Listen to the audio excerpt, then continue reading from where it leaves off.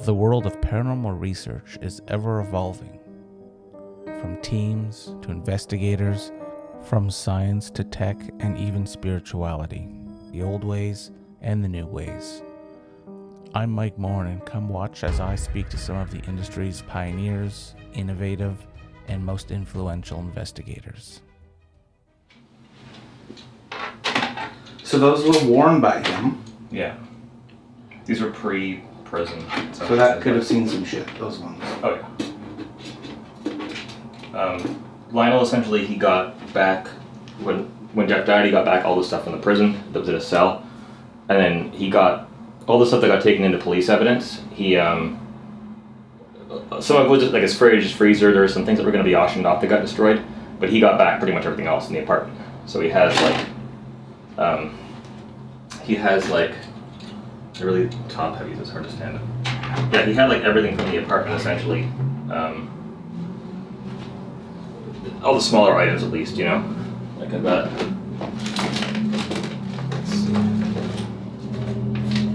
this magazine is like from the month of his arrest. This is in one of the crime scene photos.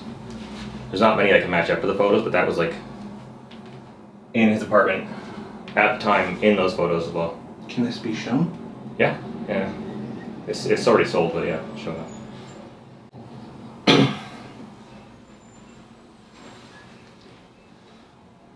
So now I'm just soaking it in because that's actually, like, can't touch them? Yeah, It's whatever you want. really expensive to touch.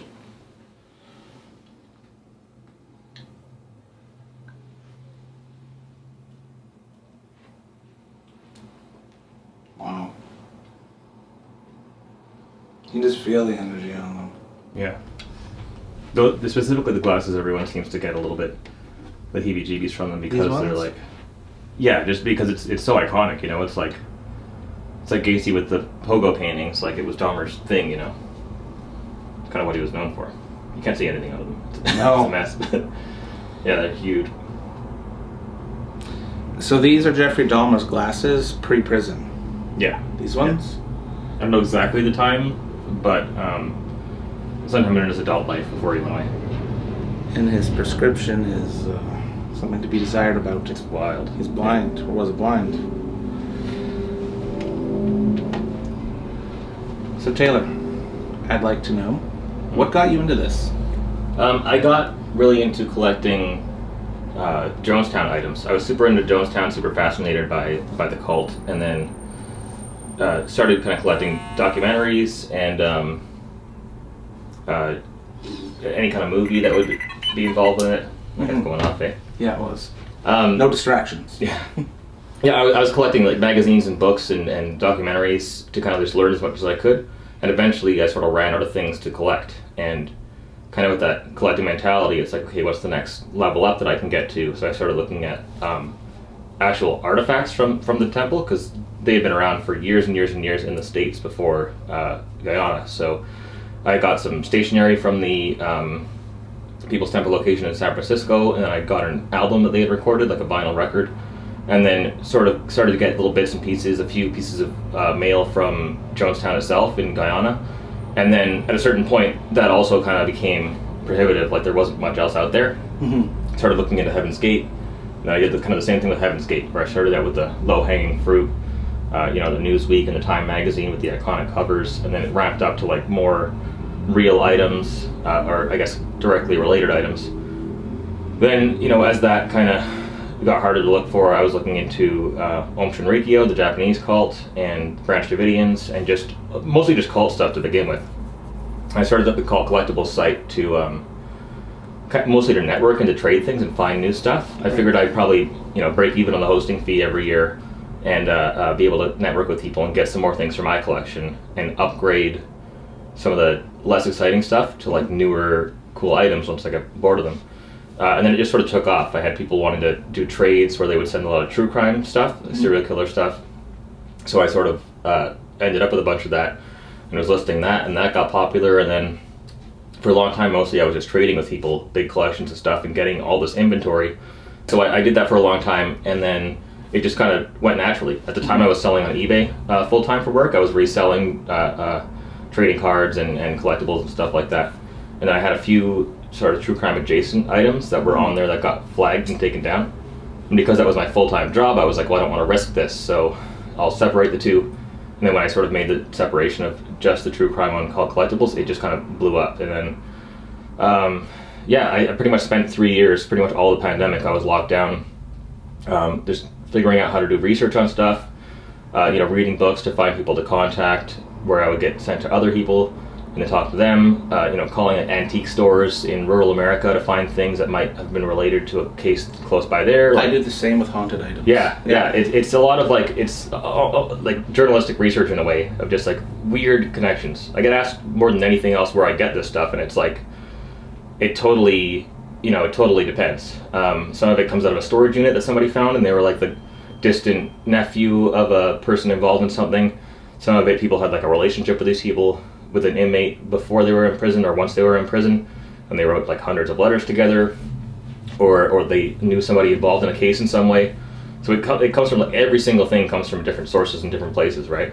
What do people say about the collection? Mostly people think it's interesting. Yes. I think that a majority of people think it's kind of neat, but whatever. There's a lot of people who are pretty offended by it and have an issue with it, which I can totally understand. I never argue against that with somebody who is affected in it by that way. I kind of look at it as I'm preserving stuff that would otherwise get destroyed or people wouldn't know history. about. Yeah, then there's a lot of things there's a lot of information in a lot of this stuff that no one's ever seen before, right? I've had a lot of information kind of licensed out to documentaries or published places that nobody's seen, so I'm sort of preserving things. The kind of irony with that is that sometimes a major network will do a series or a documentary just rehashing the old information again, and people don't seem to have a problem with that, but there seems to be an issue when it comes to the actual tangible items, it gets kind of real when you see it. Yeah. Explain what those are behind us. These are cutlery from Dahmer's apartment. The Oxford one? Yeah, the apartment. That's kind of part of the Jeffery Dahmer collection, which is a big, not all I do, but the biggest thing I've been doing kind of recently. I think that Dahmer right now is obviously the hot topic, but there's a lot. He was somebody that I didn't have stuff from for three, almost 4 years, right? Because he's just the hardest person to get stuff from. I've dealt in everybody else, Ramirez, Bundy, Gacy, Eileen Wuornos, Charles Manson, every cult you could think of, even the Anthill kids from over in Eastern Canada, very small kind of niche cults like that. The more kind of niche a case is and obscure, the more interested I am in it usually, Mm-hmm. And then those are the items that aren't as popular. They don't really sell as quickly, but somebody somewhere is maybe looking for that one specific piece, and eventually they're going to find it. The more rare it is or obscure it is in that way, the more exciting it is for me, right? It's like the treasure hunting part of all this. Absolutely. Since you were just talking about the silverware there, we go down to here. And what do we have here? Yeah, this is kind of like a little assortment of some of the bigger Dahmer items that I have. This magazine was in his apartment when he was arrested. It's actually in one of the crime scene photos, which I didn't realize. Somebody who follows me pointed that out, and I was like, that's super cool to see. It was, from July of 91, close to his arrest. These here, obviously, his glasses, the pretty iconic glasses that he wore. Like we were saying a minute ago, these are from pre-prison that he had these ones.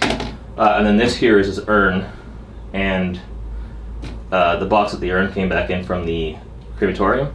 I get asked about this, I get probably 15 emails a day of people saying, hey, I'd like some more info about this. I just can't just respond to everyone individually. Mm-hmm. But to speak on it a bit, the bags are inside that he would have been inside after he was cremated. They put you in double bag you in this really thick plastic.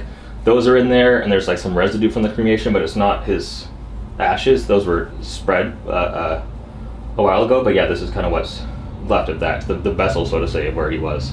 Wow. And then we move over to here. This caught my eye right away when we got to your place. That's a Richard Ramirez drawing. Yeah, so that one came from a collection. I bought a collection from somebody who had been pen pals with him for years and years and years. He wrote quite a bit to people out of prison, but I think a lot of people didn't continue writing him because his letters are very boring. You'd have to be friends with him for years and years and years before it would be any interesting content besides what movies do you like, what music do you like. This is a drawing of women's feet, and he talks about feet all the time in this collection of letters that I had. He has a foot fetish. He wants photos of feet sent to him. And this is kind of like, I don't collect too much stuff personally, but whenever I kind of have a big collection that comes in, or a super unique item, I'll keep one or two things. So that's my Ramirez item for now. Eventually, if I find something cooler, I'll probably sell that and replace that, but I tend to have like one or two pieces from every kind of big deal I've worked on, you know? Right. And then this loud one, that's a Gacy original. Yeah, that's a Patches the Clown, which are a little bit more rare than the Poe of the Clown. His Poe of the Clown paintings were like a vertical orientation, about the same size. Patches were sideways. Like he never did the patches in the vertical orientation. I don't know why, but When would he have painted that? he was on death row for a long time doing art, and there's a lot of rumors about him having an assembly line where other inmates would do parts of the paintings. There's like a whole bunch of almost lore around it. At one point he got sued by Disney because he had made so much on paintings, and he was selling Seven Doors paintings, which he ended up having to change the name to Seven Little Men in his advertisings. Because you could buy, in the serial killer comic books, there were listings in the back where you could send $100 to somebody, and then they would pay Gacy to do a painting, send it to them, and it was like the middleman. So that's how he was selling stuff out of prison, right? But yeah, definitely really cool to see in real life. I think that when I think about the true crime collecting, the two like most iconic things that I think of are the Charles Manson Life magazine cover, like that huge cover of just the black and white photo, and then the Gacy clown paintings. So Yeah. it's kind of like an iconic one. I think everyone, it's pretty instantly recognizable too. And tell me the story on this one, because I watched your YouTube video. That's one of those ones I was saying where it's a very unique kind of case, like very specific and niche, but something that I was really interested in, so I was happy to find it. And this was something that took me, it's never going to be for sale, it took me dozens and dozens of hours over several years to finally find something, but that's Christine Chubbuck, who, she was the first woman to commit suicide live on television. It was during a news broadcast. She shot herself in the head. And then it wasn't a huge story, but this was in 1974. Maybe 10 years ago, there were two movies put out about it. One called Just Christine, and then another one, I think, called Kate Plays Christine, talking about her story. And it's like those movies are like a kind of a really interesting look on mental health back then, and how that was. Obviously, I think people are aware that mental health recognition wasn't that strong in the 70s. You know, it's only gotten better as time has gone on. But it's a good kind of view of that. That's an original press photo from when it happened. So that would have been kind of sent to newspapers, and each individual newspaper would have it print off of like it's like a wire transfer thing. I don't know exactly how it works, but they print out the photo, they scan it, put it in the papers, and then they get archived. Mm-hmm. And every once in a while, companies will buy out all the archival photographs, you know? So that's when you see press photos out there, it's people kind of selling all the assets from one of those newsrooms. So this was just a photo that had to do with her case. And I had always been looking for maybe a newspaper with a story, just something related to it, because I was super interested in it. This popped up randomly on auction one day, and I was able to grab it. But yeah, it was the amount of time and effort I put into that versus probably what the value is not super even, you know. But for me, it's a super important piece to have. I keep asking you questions, but then I get distracted by the Edelman one. Yeah, well, so that one is really wild. These are from Keys Construction. You can see the kind of logo up here. Yeah. That's Alaska. Yeah, that's Israel Keys. So he was a serial killer who lived in Alaska, and he would travel all over the place. He had all these kits that were like buried, hidden all around the states. So he would go fly somewhere, pull out his kit, kill people, bury it, do it again. Wow. All over the place. And he went to jail and then killed himself in jail. He did some paintings of some skulls right before that in his cell. So the only thing that's ever existed really from him was these skull paintings that obviously are in police evidence somewhere, right? Mm-hmm. He never wrote anything. There were no letters. So he's kind of one of those names where, although it's not a big case, finding anything is super, super rare.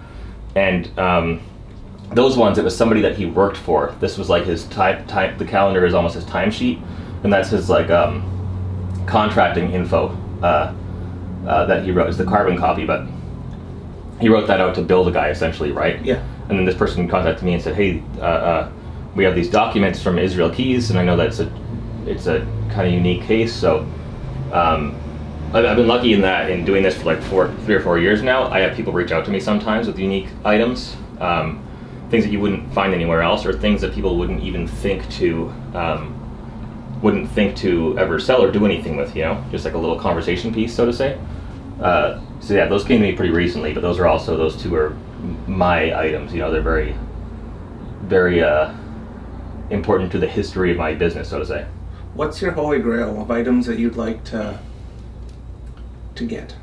Yeah, it's hard to say. It kind of changes a lot, and there's been things where I've been like, oh, that would be cool to have. Anything like from Jonestown specifically, from Guyana, I've always wanted. One of the big things from there, the kids there built wooden toys that they sold at markets around Guyana to raise money for the agricultural project, right? The People's Temple Agricultural Project is what they called it. They made wooden toys like planes and trucks, and some of them were pretty elaborate, and it says made in Jonestown on the bottom. They had little paper tags as well that said made in Jonestown. I've had a bunch of those tags in the past. But the toys itself are, you'd imagine that somebody having saved that from then, the 70s, in Guyana, and then it getting anywhere else out of there would be impossible to find. I've actually spent a lot of time joining Facebook groups, trying to network with people in Guyana, see if they have a connection to somebody who might have purchased one and it's sitting in an attic, but never went anywhere. But yeah, those toys are really, really cool. I don't think I'll ever find one. The Historical Society in California that has an archive on the People's Temple, they've got, I think, 5 or 10 of them. Mm-hmm. And I got to go there once and spend a few hours and look through the whole collection, and they have every document People's Temple related ever. They have a bunch of them, which is super cool to see. But I think probably those are the only examples living in the world anywhere, Wow. And Taylor, you can be found at cultcollectibles.org. Cultcollectibles.org, yeah. And Instagram, TikTok, you're getting a lot of steam. They're on there, yeah, but they get, I won't give the exact, maybe we'll put some links or something to it, but I won't give the exact names on them because they get flagged every now and then, so which is understandable. I just try and keep a bit of a low profile on social media stuff. The people that kind of follow me or communicate with me on there are generally like just repeat customers, looking for information. So yeah, I don't do too much social marketing like that, just because this is the sort of stuff where if somebody wants it, they're going to seek it out, Mm-hmm. All right. Well, thank you for your time and showing us your collection. For sure.